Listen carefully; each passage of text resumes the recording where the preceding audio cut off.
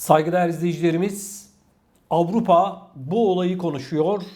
Bildiğiniz üzere Avrupa'nın neredeyse tamamı mRNA teknolojisiyle üretilen aşıları vuruyor. Ben yine bu ekrandan önceki gün sizinle çok yeni bir gelişmeyi paylaşmıştım. Neydi bu gelişme? İsveç ve Danimarka 30 yaşın altındaki gençlere mRNA teknolojisiyle üretilen Moderna aşısını vurmayı yasaklamıştı. Bu haberden sonra yine Avrupa'da bakalım sırada hangi ülkeler var demiştim biliyorsunuz. Nitekim bu beklentimiz doğru çıktı. Önce Finlandiya değerli izleyicilerimiz, o da 30 yaşın altındakilere mRNA teknolojisiyle üretilen Moderna aşısının vurulmasını yasakladı. Az önce yine bir son dakika haberi haber merkezimize ulaştı. İzlanda'da Moderna'nın 30 yaş altına vurulmasını yasakladığını ifade etti, açıkladı. Değerli izleyicilerimiz, bu açıklamanın ardından Profesör Doktor Uğur Şahin ve Özlem Türeci'nin ortakları arasında yer aldığı BioNTech'in hisseleri çok hızlı bir şekilde düştü. İlk açıklamada %5 civarında düşmüştü. Yine bu düşüşün devam ettiğini gözlemliyoruz. Değerli izleyicilerimiz, bu aşıların yasaklanmasının gerekçesi olarak bilim insanları kalp kası iltihabına neden olmasını gösteriyor. Evet saygıdeğer izleyicilerimiz, maalesef insanlar bu üzücü haberi aldılar, demoralize oldular. Bizler haberciler olarak meydana gelen bu gelişmeleri tabii ki sizlerle paylaşmak zorundayız. Tüm gelişmeleri aktarmak zorundayız. Değerli izleyicilerim, yapmış olduğumuz ilk yayından sonra dünyanın pek çok noktasından binlerce vatandaşımızdan özellikle Facebook üzerinden çok sayıda soru aldık. Yine videolarımızın altına da çok sayıda yorum geldi. Tabii Avrupa'da yaşayan insanlar şu anda maalesef bu haberin şokunu yaşıyor. Moderna aşısını vurduranlar bundan sonra üzücü bir olay yaşayacaklar mı? Bu soruyu kendilerine soruyorlar.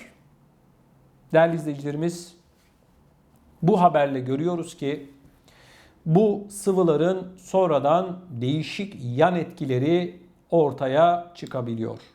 Ben bunları anlatırken sakın ola ki beni yanlış anlamayın. Ben aşıyı olun ya da olmayın diye bir şey söylemem. Doktorunuza lütfen danışın.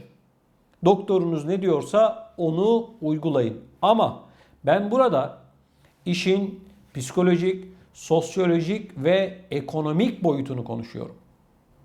İnsanlar bundan sonra nasıl bir psikolojinin içerisine girecek? Görüyoruz ki değerli izleyicilerimiz, bu sıvılar piyasaya çıkmadan önce bu ve benzeri yan etkileriyle ilgili hiçbir açıklama yapılmamıştı. Bu yan etkiler görüyoruz ki sürpriz. Evet, kalp kası iltihabıyla ilgili olarak bir yan etki daha önce bu sıvıları üretenler tarafından açıklanmadı. Avrupa ülkelerinde şu anda bunun yankısı devam ediyor. Peki değerli izleyicilerimiz, bu olay bize aslında neyi gösteriyor? Değerli izleyicilerimiz, bu olay bize basitçe şunu gösteriyor. Bu sıvılarla ilgili olarak ileride başka üzücü haberler de alabiliriz. Umut ediyor ve bekliyoruz ki bu ve benzeri haberler olmaz. Herkes bir şekilde korunur bu sıvılar sayesinde. Umudumuz, dileğimiz bu yönde. Ama maalesef bu ve benzeri haberleri almaya devam ediyoruz. Saygıdeğer izleyicilerimiz, Profesör Doktor Uğur Şahin ve eşi Sayın Profesör Doktor Özlem Türeci'nin ortakları arasında yer alan BioNTech, bildiğiniz üzere Moderna gibi mRNA teknolojisiyle bu sıvıları üretti. Kendilerine çok sayıda ödüller verildi. Kendilerinin şirketleri Almanya'nın en değerli 50 şirketi arasına girdi. Amerikan borsasında şirketlerinin kağıtları değeri korkunç bir şekilde yaklaşık 120 milyar avroya kadar ulaştı.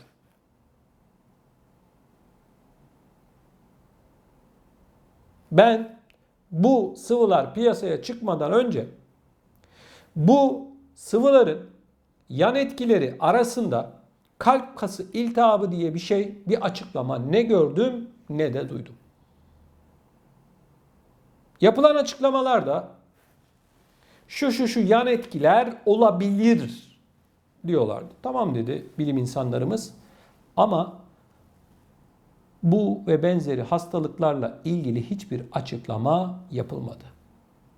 Üzülerek görüyor ve takip ediyorum ki bu açıklamalardan sonra, yani kalp kası iltihabı ile ilgili açıklamalardan sonra bu sıvıyı üretenler hiçbir şekilde evet bu tarz yan etkiler olabilir diye bir açıklama yapmıyorlar arkadaşlar.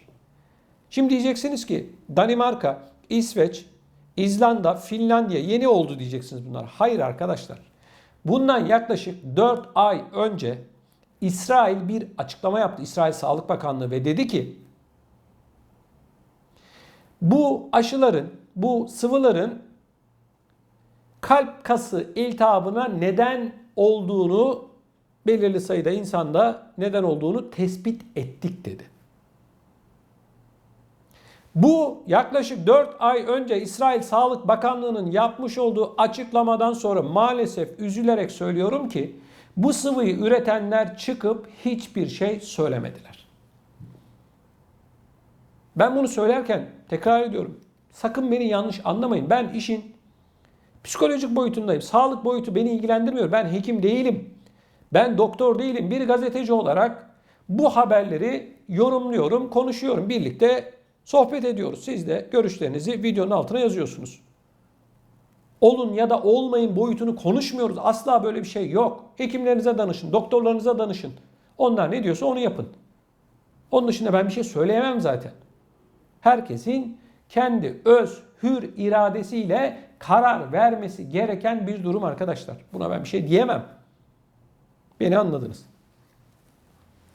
Peki, şimdi soruyoruz. Diyoruz ki bu sıvıyı üretenler şirketlerinin değeri milyarlarca dolar, milyarlarca euroya gelenler neden çıkıp bu konuyla ilgili, bakın 4 tane devlet, şu anda 4 devlet, bu artacak mı artmayacak mı göreceğiz. Yasakladı bu mRNA ile ilgili. Bu Moderna denilen firmanın sahipleri çıkıp evet ya böyle bir şey var neden demiyorlar. Çıkıp söyleseler emin olun ki değerli izleyicilerimiz ona göre siyasetçiler de Sağlık Bakanları da bir karar alırlar. Bakın ben Türkiye'nin bu süreçte Sayın Sağlık Bakanı Fahrettin Koca'yı tebrik ediyorum. Çok güzel iletişim kurdu. İnsanları almış olduğu bu bilgilerle çok güzel bir şekilde enforme etti, bilgilendirdi. Ama Sağlık Bakanı'na böyle bir bilgi verilmezse bu sıvıyı üretenler tarafından Sağlık Bakanı ne desin? Hangi yasağı getirsin? Ben bu boyuttayım arkadaşlar. Doktor ne diyorsa onu yapacağız. Ona söyleyecek bir şeyimiz yok. Ama insanların kafası karma karışık oluyor. Her gün birileri çıkıp bir şeyler söylüyor arkadaşlar. Bilim insanları, onlar, bunlar, herkes bir şey söylüyor. Avrupa'dan bahsediyorum. İnsanlar ne yapacaklarını şaşırmış vaziyetteler. Şimdi bu haberle insanların kafası yine darmaduman oldu. 4 tane teknolojik olarak, ekonomik olarak, kültür olarak çok üst düzeyde olan ülke. Diğer ülkelere göre. Bakın Avrupa Birliği'nin de üstünde bu ülkeler. İsveç, Danimarka, İzlanda, Finlandiya. Bu İskandinav ülkeleri bu kararı aldılar. Yarın öbürsü gün başka ülkelerde bu yasağı getirebilir. Şimdi bu ülkelerde bu rahatsızlığı, kalp kası iltihabını, sıkıntısını yaşayanlar ne yapacaklar? Yani ok yaydan çıkmış vaziyette. Geriye dönüş var mı? Hayır, yok. Bunun sorumlusu kim olacak? Kim? Merak ediyorum ben de, acaba bu insanların yaşamış olduğu bu olumsuz ve üzücü durumun sorumluları kim? Bu ülkelerde, İsveç'te, Danimarka'da, İzlanda'da ve Finlandiya'da. Mesela bu sağlık bakanları yargılanacak mı? Ya da bu Moderna, biliyorsunuz Amerikan kaynaklı bir firma. Moderna ile ilgili bir yaptırım olacak mı? Merak ediyorum, soruyorum. Olsun demiyorum, olmasın da demiyorum. Kıymetli izleyicilerimiz, maalesef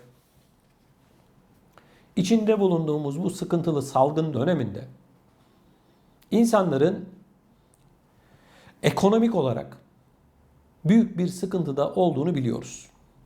Milyonlarca insan yeryüzünde işsiz kaldı. Ekonomik olarak dibe vurdu. İnsanlar artık bu illetten bir an önce kurtulup eski hayatlarına, ekonomilerine dönmek istiyorlar. Bu gayet insani ve vicdani bir durum. Ama üzülerek görüyorum ki pek çok ülkede vaka sayıları artıyor. Soruyoruz, acaba başa mı dönüyoruz? Vatandaş soruyor. Almanya, Fransa, Hollanda, İsveç, İsviçre, Norveç, Finlandiya, İzlanda, hep her taraftan, İngiltere'de herkes şunu soruyor. Madem bu kadar vaka sayısında artış olacaktı, alınan önlemler anlamsız mıydı diye soruyorlar. Başa dönülüyor deniliyor. Niye? Vaka sayılarına bakıyoruz. Almanya'ya bakın, Fransa'ya bakın, Hollanda'ya bakın, diğer ülkelere bakın. Vaka sayıları hızlı bir şekilde artıyor.